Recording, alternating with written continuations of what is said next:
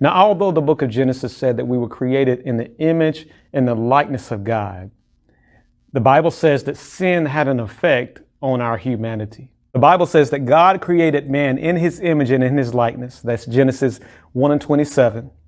However, chapter 3 reveals that man's disobedience had a major effect on our nature. Man's disobedience, Adam and Eve's disobedience, had a major effect on their nature, and not only their nature, but on humanity's nature. Man's spirit died and was disconnected from God. Man's soul, our mind, our will, and emotions became contaminated with sin, and man became a slave to the lust of the eyes, the lust of the flesh, and the pride of life. We became imperfect beings. We became beings with flaws. Man's body became subject to sickness, death, and decay. And so the Genesis account of us being created in the image of God and the fall of man where we disobeyed God brought on disconnection from God, contamination of sin. It left us subject to our own ungodly passions, ungodly desires, and worst of all, we became subject to sickness, death, disease, pandemic, and all those things that would affect us physically here on earth. This is simply what disobedience to God brought on. But thank God for Jesus, who has redeemed us from the law of sin and death.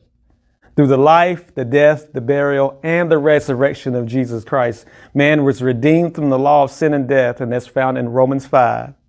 And when we accept Jesus Christ into our life, when we get saved and we are born again, our spirit man becomes brand new. We become a new spiritual being. That's what it means to be born again. We call that regeneration, and we are reconnected with God. We are put back in fellowship with God. Our soul is saved and set on a path of transformation and sanctification. So not only are we born again by the Spirit, but we become transformed by the renewing of our mind, and we are set apart to be specifically used for God's purposes and for His will.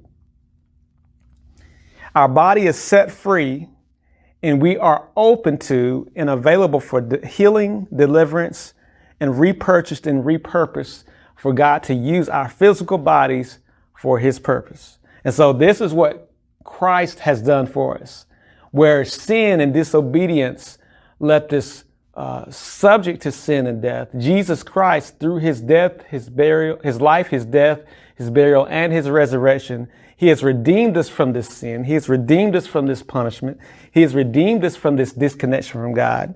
And through our born again spirit, and throughout the transformation of our mind, our will, and our emotions, and our soul, we are redeemed spirit, soul, and body.